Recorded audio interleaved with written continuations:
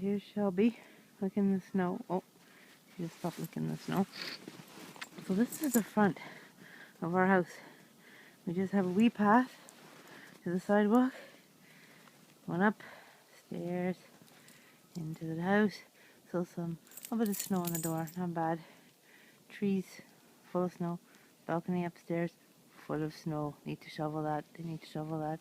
Trees just full of snow all the way up. And then here they have not yet shoveled themselves out next door or upstairs. So you can see their stairs, but then they got a good, I don't know, 2.5, 3 feet of snow to get to the curb. So, Christmas tree lights, that's pretty. They've shoveled themselves out, which is great. We've shoveled ourselves out, but waiting for plows to come. Hopefully they will come soon.